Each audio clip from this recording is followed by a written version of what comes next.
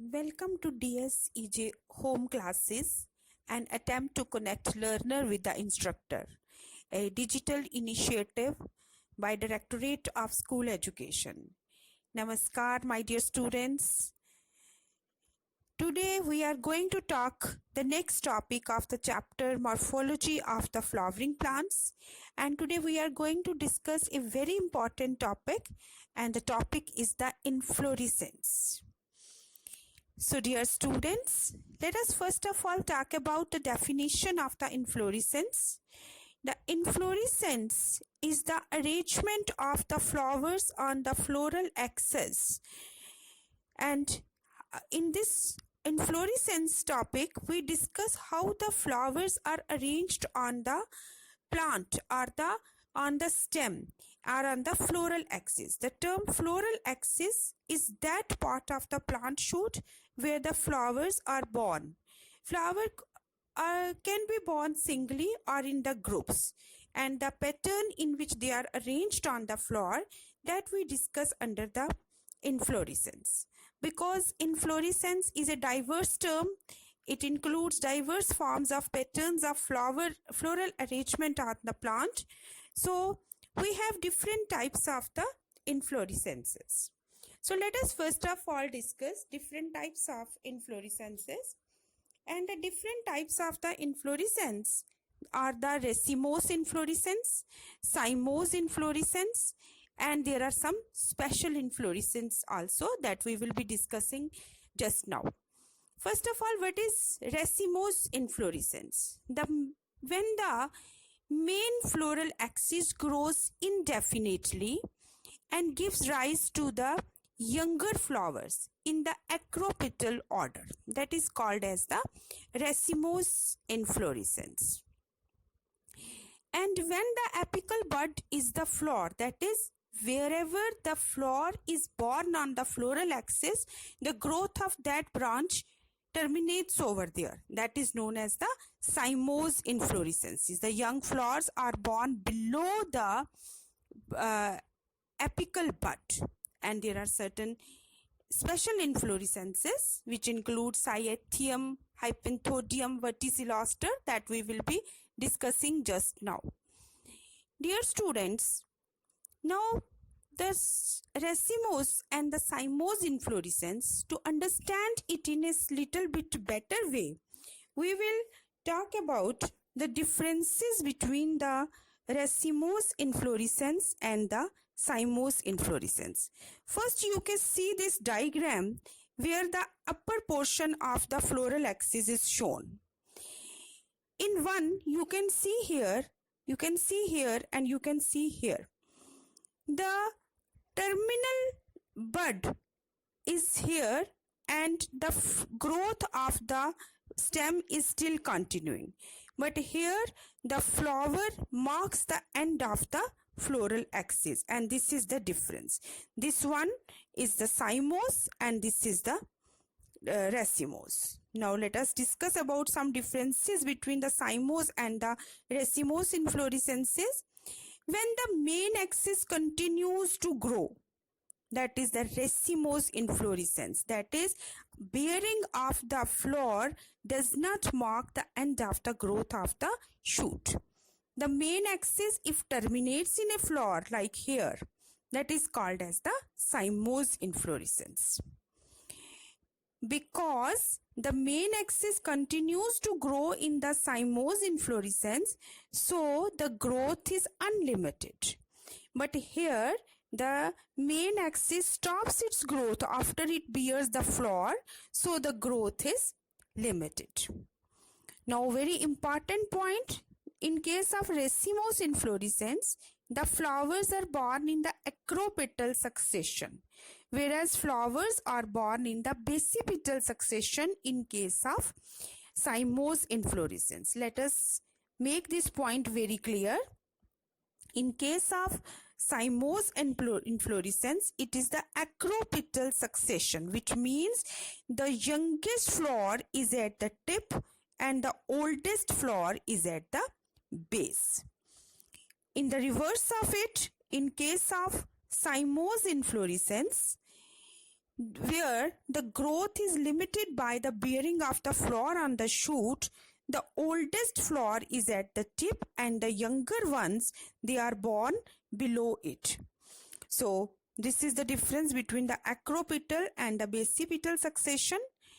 Then the grouping of the flower is less common and arrangement of the flowers in the group is centripetal in case of racemose inflorescence. The grouping of flower is more common and arrangement of the flower in a group is centrifugal. Centripetal means towards the center. Centrifugal means away from the center, because the youngest flower in case of racemose inflorescence will be born later on. So it will be, if the shoot is compact and shortened, it will arise from the center, and this growth is known as the centripetal.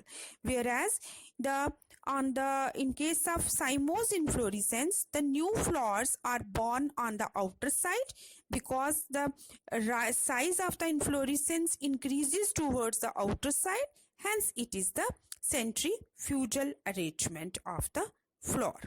Now let us discuss this one by one.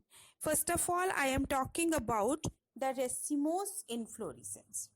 So, my dear students, the main elongated axis, if the main elongated axis, it bears the flowers in such a way that the growth continues, then it is known as the racemose inflorescence.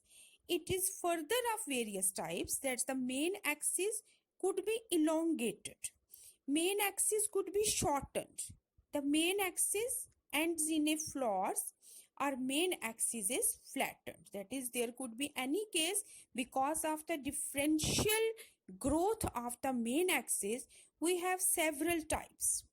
For example, in case of raceme, this simple raceme, this one, the simple raceme, the main axis bears stalked flower, and the example is the mustard, radish, and gulmohar. Then spike, this is the spike. This is another compound raceme, means when the raceme of racemes is there, this is known as the compound raceme. Similarly, we have spike. Spike is this is like the raceme, but the flowers are sessile or unstalked. The flowers are sessile or unstalked. Raceme and spike have the difference that the flower is sessile in spike, whereas the flower is not sessile in case of raceme. Then the next one is the spadix. This is the spike with fleshy axis enclosed by one or several large or brightly colored bracts. For example, in banana, in colocasia. Example of the spike is the catkin. The example of this is spike. Spike is the Adhatoda vesica.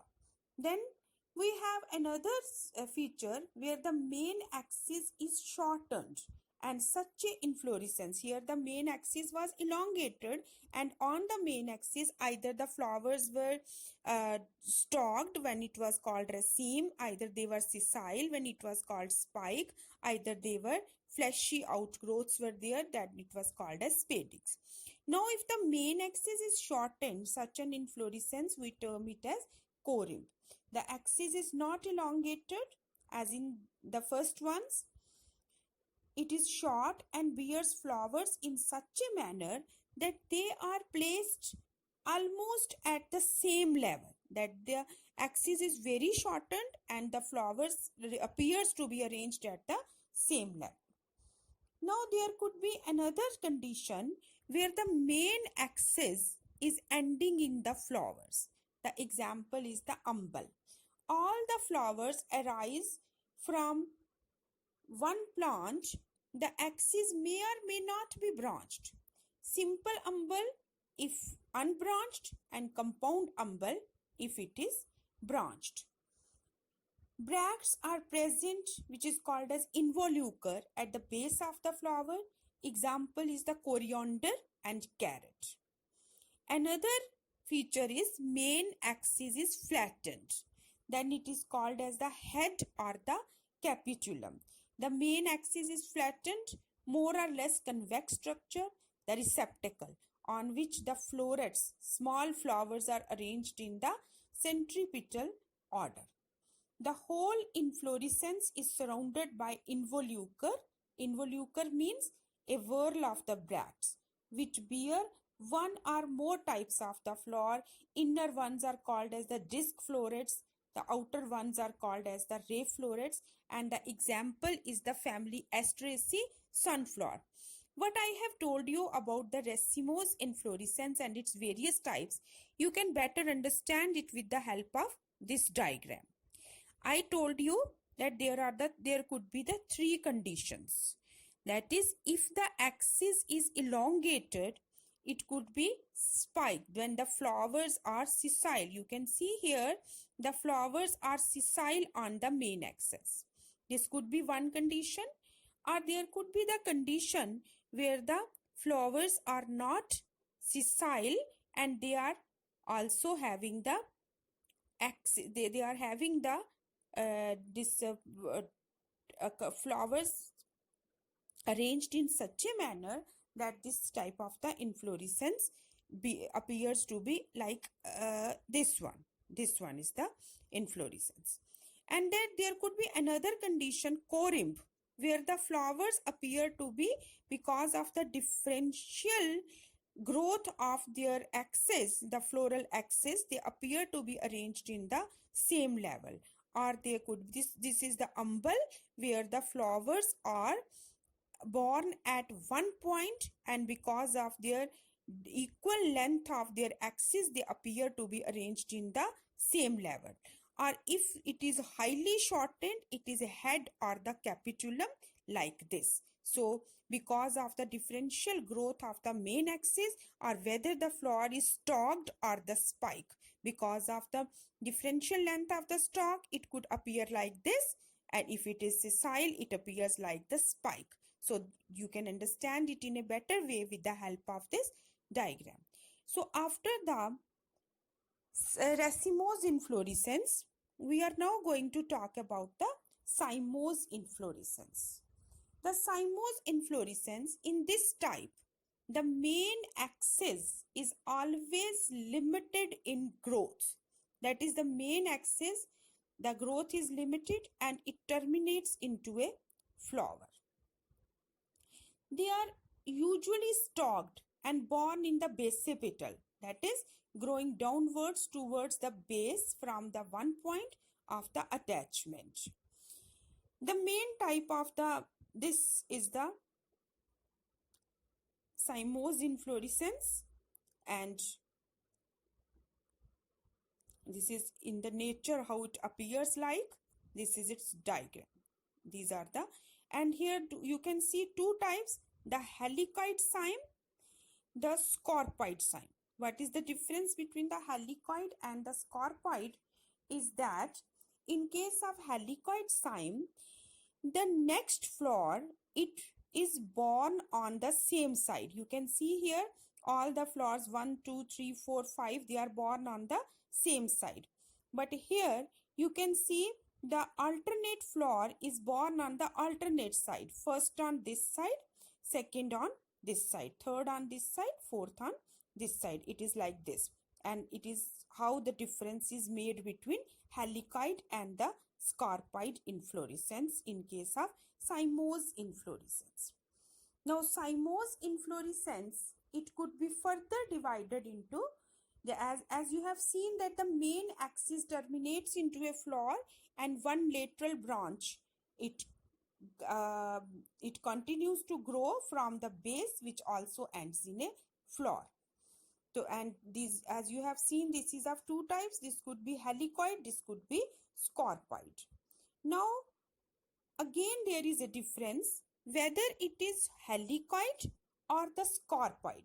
It is further divided into monocasial cyme, dicasial cyme, and the polycasial cyme.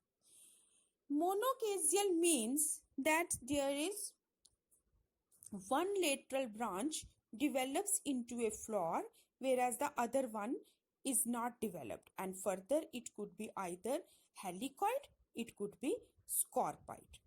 But the dichasial chyme, here you can see the dichasial chyme. Here the two lateral branches develop on the either side. One is here, one is here, like this. The lateral branch may again branch similarly, and this is found in case of jasmine, dianthus, etc. You can see, I will explain it like this, that this is the main branch which has divided into this one and this one. Now again the two have divided, again this branch has gone on the two sides, again on the two sides. So every time the flower is born on the two sides. This is known as the dichasial cyme. And in case of polychasial cyme, as the name indicates, more than two lateral branches arises from the apical floor. Here you can see more than two branches arise in the apical floor, and the example is the Calotropis. So now there are some special inflorescences which do not find their place in either of the racemose and the cymose inflorescence categories, and they are studied under special headings. I am discussing here three types of the special inflorescences. One is Cyatheum, Hypanthodium, and Verticillaster. So first of all, I would like to talk about Hypanthodium. This is special type of inflorescences. It is found in ficus. Here the main axis forms a cup-shaped. Here you can see the main axis forms a cup-shaped receptacle with a small opening at the pore. Here is the small opening at the pore.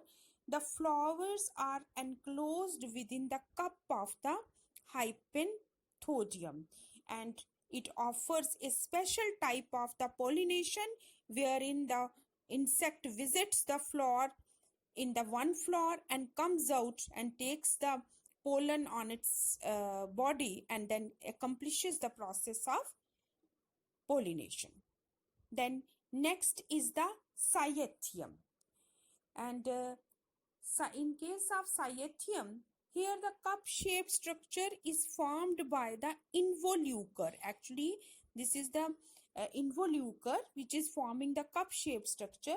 The reduced flowers without its parent. The flower is highly reduced. It is without its parent and is placed in one of the receptacle. There is one central female flower represented by the single pistil. There is a single pistil which represents one. Here it represents the one female flower. This is the cut open portion. This is the whole flower, the whole inflorescence. This represents the single female flower which is represented by single pistil, and it is surrounded by large number of the male flowers. The stamens are representing the main flower, which are represented by the single stamen only. Single stamen means single male flower. The stalked flowers are subtended by a bract. There is also nectar glands on the cup of this inflorescence, and the example is the poinsettia. So this is a very special type of the inflorescence which doesn't fall into the either category racemose or the cymose. Then the next is the Verticillaster, and example is the sacred basil, tulsi, oxymum scantum. Here you can see, here is the diagrammatic representation of the inflorescence, and this is the actual inflorescence. One inflorescence consists of two clusters. Here is the one inflorescence. It consists of two clusters. I think you can better understand by this graphical representation. Here what happens, that each cluster is a dichasial cyme. You can see here each cluster is the dichasial cyme reduced to form scorpioid. Here you can see dichasial cyme on the two sides and reduced to the reduced to the two scarpoids. Scarpoid means flower on the one side. You can see it here. See it here. In the similar way, on the other side is the dichasial cyme and reduced to the scarpoid. Flowers are sessile and appear in the false whorl or vertically surrounded by the stem. Now what happens here? This is a mixture of the inflorescence. I once again will make it clear that suppose this is a central axis comparable to this. The flowers, the inflorescence is born on one side. Here is the other side. This is the one side. This is the other side. First, it is the dichasial cyme. Dichasial cyme, just now we have discussed that when the flowers, the floral branch terminates on the two sides. And again, each branch, it ends into a scarpoid cyme. That is, the flowers are born only on the one side here. So this is a mixture of dichasial and monocasial cyme. So this is about the verticillaster inflorescence. So we have discussed various types of the inflorescence in the nature. Now the question arises in our mind, what is the significance of the inflorescence? So dear students, nothing happens without a reason in the nature, and definitely inflorescence has something to do. It makes the flowers conspicuous, attractive and effective for pollination. The first significance is that because the reproduction of the flowers occurs in the angiosperms, reproduction occurs only when the pollination occurs. Pollination is a phenomena which occurs with the help of pollinators, and the pollinators are attracted by the attractive colors, and when the flowers are clustered in the groups called the inflorescences, it makes it more conspicuous, more attractive and effective for pollination. One more reason, inflorescence occurs successively and not simultaneous. Flowering periods is longer. What I will make it clear to you, what I am saying. The inflorescence occurs successively. That, for example, we have seen that flowers are either born in an acropetal succession or in the basipetal succession. It means there is a time gap between coming of the first flower and the second flower and the third flower. So that elongates the flowering period, and longer flowering period, more chances of survival, more chances of pollination and more chances of fertilization. So inflorescence is very important for this purpose. Moreover, taxonomically, inflorescence is very important because it is a very important criteria for identification, classification of the flowering plants. So because it offers the variety of types of the inflorescences, and we can correlate it with the particular group. So that's all for the topic inflorescence. Till then, in case you have any question, you can ask me on my phone number, or you can leave your question on my mail address given at the end of the lecture. Thank you very much. Have a nice day. Stay safe, stay healthy.